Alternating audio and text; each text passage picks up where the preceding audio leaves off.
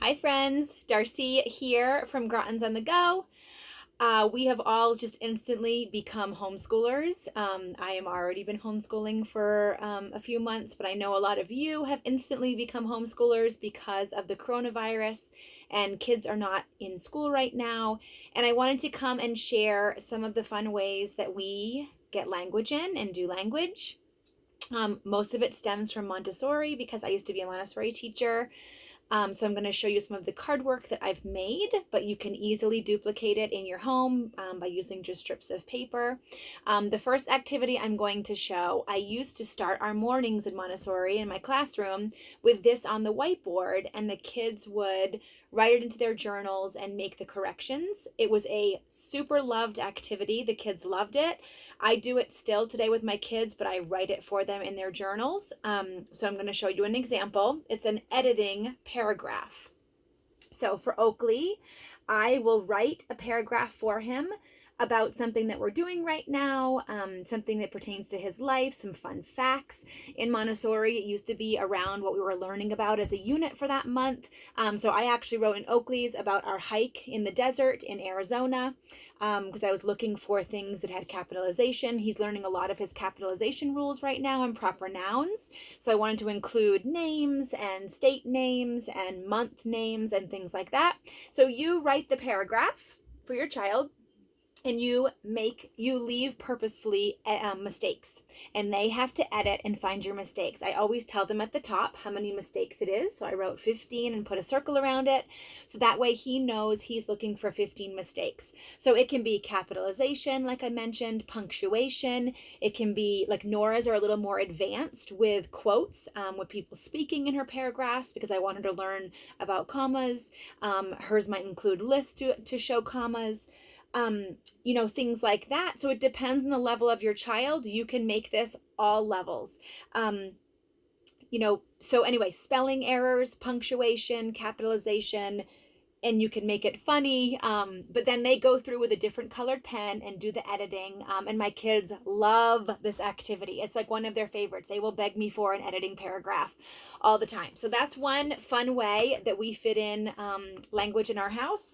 I know things are limited being able to order through Amazon right now, but I know I've mentioned these before. I love the Wordly Wise workbooks, especially if you guys are out of school for a while and school is not providing curriculum. These are really, really amazing.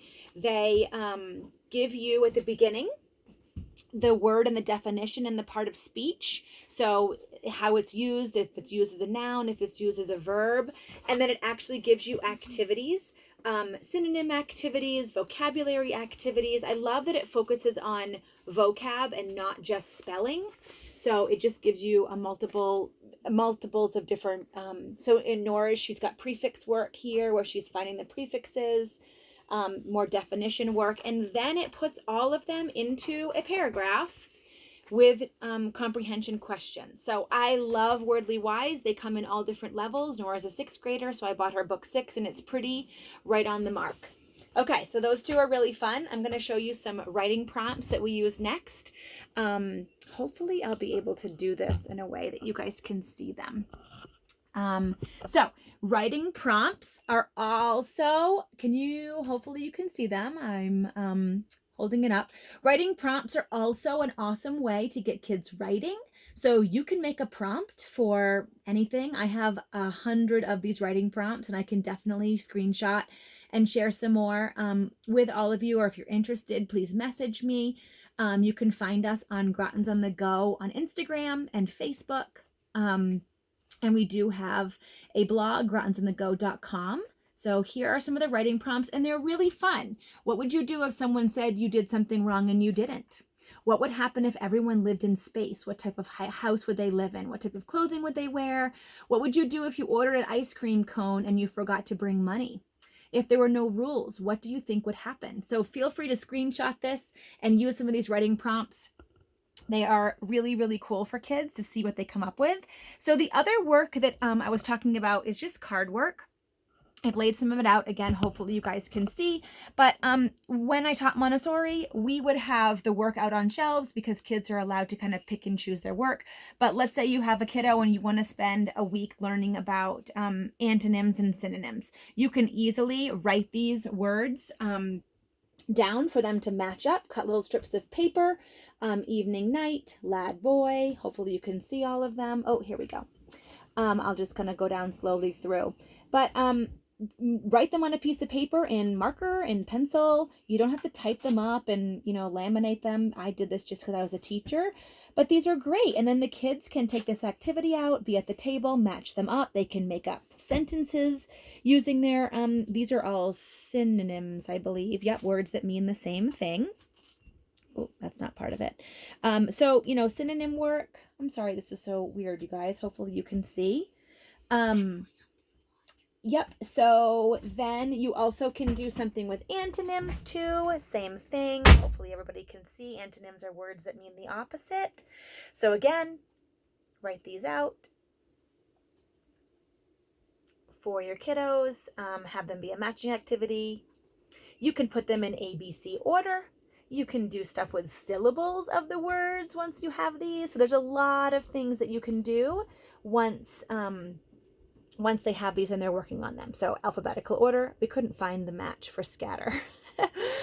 But yeah, sorry. Hopefully everybody can see, and they're not upside down. I'll have to watch the video and make sure they're not upside down when I show them. So you can do this same card work with prefix and suffix. I've laid out the prefix and suffix work right here beside me. So prefixes, are the